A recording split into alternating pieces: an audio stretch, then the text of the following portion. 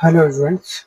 आज की वीडियो में हम क्लास 9th का प्रश्नावली 8.2 का क्वेश्चन नंबर 3 सॉल्व करवाएंगे। पिछले वीडियोज में हमने क्वेश्चन नंबर 2 करवा दिया था। आज क्वेश्चन हमारा क्वेश्चन नंबर 3 है, जिसमें क्वेश्चन में कह रहा है कि ABCD एक आयत है जिसमें PQR और S क्रमशः भुजाओं AB, BC, CD और DA के मध्य बिंदु हैं। दर्शाइए कि चतुर्भुज PQRS एक समचतुर्भुज है। तो हम चित्र देख लेते हैं। चित्र में यहाँ देख सकते हैं कि ABCD एक आयत है जिसमें AB का मध्य बिंदु P और जो BC का मध्य बिंदु है वो Q है और जो CD का मध्य बिंदु है R है और जो AD का मध्य बिंदु है वो S है। तो जो हमें दिया है उसे हम लिख भी लेंगे। तो हमें दिया है, हल में दिया है कि ABCD एक आयत है, हमने क्वेश्चन में दे रखा है, तथा जो AB का मध्य बिंदु है वो P है और जो BC का मध्य बिंदु वो Q है और जो CD का मध्य बिंदु है वो R है और जो AD का मध्य बिंदु है वो S है। हम से बुझाऊं जो कि हमने लिखा भी है कि AB, BC, CD और DA की क्या है, मध्य बिंदु है।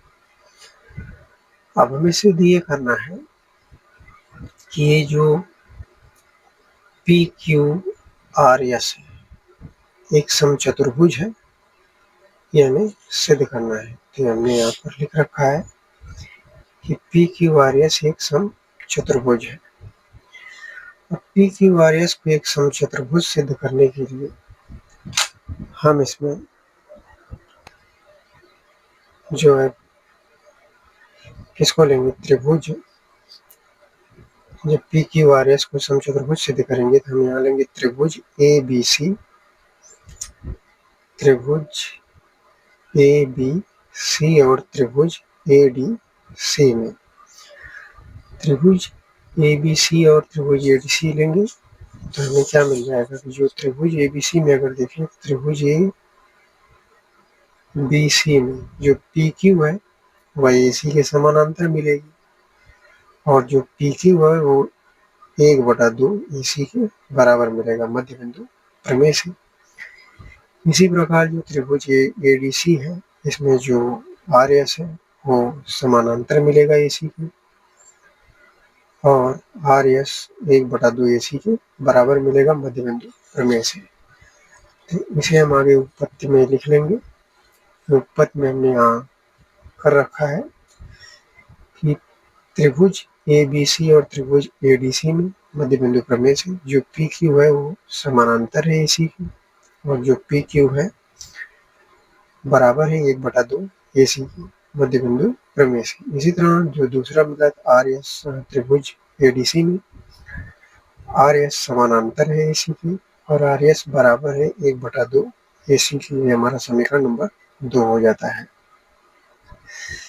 अब आगे हम देखें तो ये समीकरण और 1-2 से अगर तुलना करेंगे तो PQ समानांतर टू AC है, RS समानांतर टू AC है। यहाँ से हमें मिल जाएगा PQ समानांतर टू RS, PQ समानांतर टू RS। और इसी प्रकार अगर हम देखें PQ बराबर 1/2 AC है, RS बराबर 1/2 AC है। यहाँ हमें मिल जाएगा PQ बराबर RS, PQ बराबर RS। तो हम क्या देखते हैं कि जो PQRS है हमें PQ के समानांतर RS मिलता है और PQ के बराबर RS मिलता है।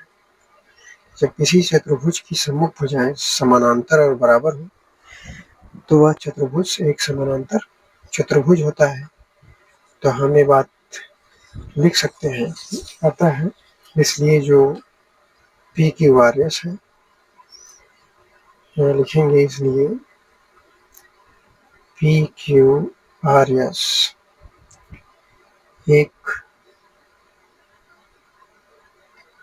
समानांतर चतुर्भुज समानांतर चतुर्भुज है। जब ये समानांतर चतुर्भुज होगा तो इसकी जो दूसरी सम्मुख भुजाएं हैं, जैसे कि जो पी एस है, पी एस वो क्यू आर की क्या होगा, समानांतर होगा, और पी एस क्यू आर के बराबर होगा, क्योंकि समानांतर चतुर्भुज की दूसरी भुजाएं होंगी। तो यहाँ हम लिख भी लेंगे कि अतः जो पी एस है वो समानांतर है क्यू आर की, और पी एस बराबर है क्यू आर की। अब क्यों ये समानांतर क्यों बराबर है, क्योंकि ये समानांतर चतुर्भुज की क्या है, सम्मुख भुजाएं हैं। कारण में लिख देंगे समानांतर चतुर्भुज की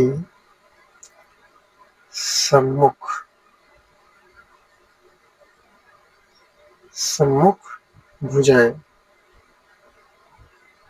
ये हो जाता है हमारा। अब इसी प्रकार हम आगे लेंगे दूसरे त्रिभुज को। जो दूसरा त्रिभुज हमारा होगा वो होगा त्रिभुज बी सी डी में। अब त्रिभुज बी सी डी में अगर देखें तो जो क्यू आर है वो समानांतर मिलेगा बी डी के, और जो क्यू आर है वो 1/2 बी डी के बराबर मिलेगा मध्य बिंदु प्रमेय से। हम आगे लेंगे त्रिभुज बी सी डी। हम यहाँ लिखेंगे कि अब त्रिभुज बी सी डी में क्यू और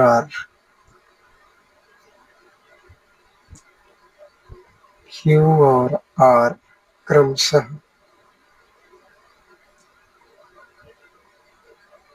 भुजाओं बीसी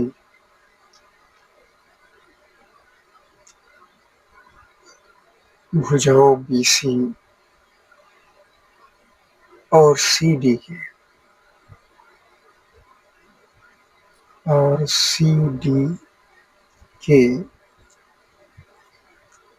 मध्य बिंदु है।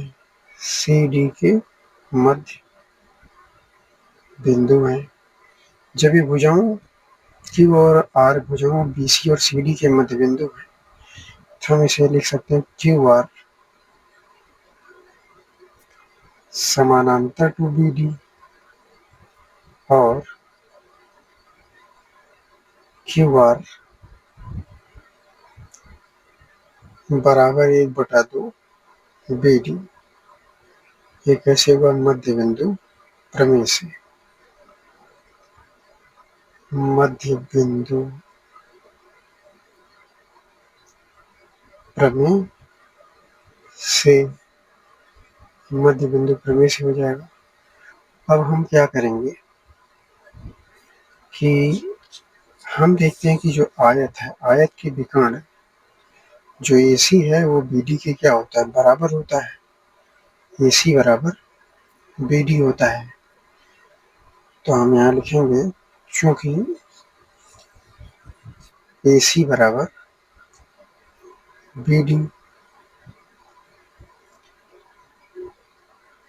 AC बराबर BD, जब AC BD के बराबर होगा तो हमने यहाँ क्या लिखा, QR बराबर 1/2 BD। तो हमें मिल जाएगा QR बराबर 1/2 AC के। तो इसे हम मान लेते हैं समीकरण नंबर कौन सा, 5। समीकरण नंबर 5 ले लेते हैं।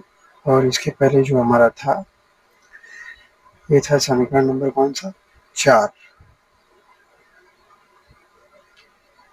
तो अब हम क्या करेंगे, हमारा जो समीकरण बना था पीछे, समीकरण 1, 2, यानी कि पहला समीकरण हमारा ये था पी क्यू बराबर समानांतर टू AC, पी क्यू बराबर 1/2 AC।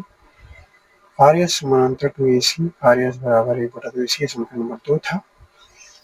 और समीकरण नंबर 3 था, समीकरण नंबर जो 3 था वह था कि जो पी क्यू, हाँ, समीकरण नंबर 3 हमारा है पी एस समानांतर टू क्यू आर और पी एस बराबर क्यू आर। और समीकरण नंबर 5 हमारा है क्यू आर बराबर 1/2 ए सी। तो हम यहाँ किन किन समीकरणों को लेंगे, लिखेंगे समीकरण 1, 2, 3 तथा 5 से। समीकरण 1 को हम देखें, अगर समीकरण नंबर 1 में हमें दिया था पी क्यू बराबर 1/2 ए सी। यहाँ लिख भी लेते हैं पी क्यू बराबर 1/2 ए सी हमारा समीकरण नंबर 1 हो जाता है। और पी क्यू समानांतर भी था 1/2 ए सी के। इसी तरह जो समीकरण नंबर 2 हमें दिया था एस आर बराबर 1/2 ए सी, ये समीकरण नंबर 2 हो जाता है। और समीकरण नंबर 3 था पी एस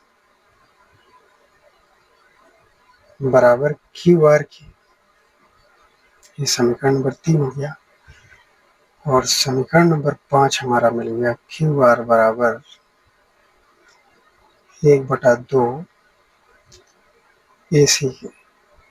अगर 1, 2, 3, 5 की हम तुलना करें तो यहाँ देख सकते हैं कि जो पी क्यू है वह भी 1/2 ए सी के बराबर है, और जो एस आर है वो भी 1/2 ए सी के बराबर है। और जो क्यू आर है यह भी 1/2 ए सी के बराबर है। तो हम क्या लिख सकते हैं, पी क्यू बराबर एस आर बराबर क्यू आर, पी क्यू बराबर एस आर बराबर क्यू आर।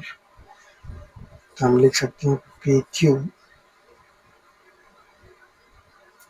बराबर क्यू आर बराबर एस आर। अब जब क्यू आर को देखें तो क्यू आर बराबर 1/2 ए सी है और क्यू आर बराबर ही पी एस है। क्यू आर बराबर यहाँ क्या आ जाएगा, पी एस। इस प्रकार से हम देखते हैं कि जो पी क्यू आर एस की जो चारों भुजाएं हैं यह आपस में क्या आ जाती है, बराबर आ जाती है। जैसे पी क्यू आर एस, जो पी क्यू है वह क्यू आर के बराबर आ जाता है, क्यू आर बराबर एस आर, एस आर बराबर पी एस, ये हो जाता है। तो इस प्रकार इसे हो जाता है कि पी क्यू आर एस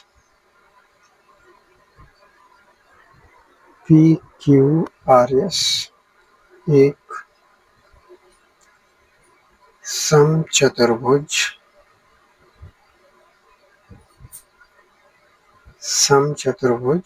है। अब यही हमें सिद्ध करना था, हम यहाँ लिख देंगे सिद्धम। तो हम आशा करते हैं कि आपको क्वेश्चन समझ में आया होगा। वीडियो को लाइक करें, चैनल सब्सक्राइब करें। धन्यवाद।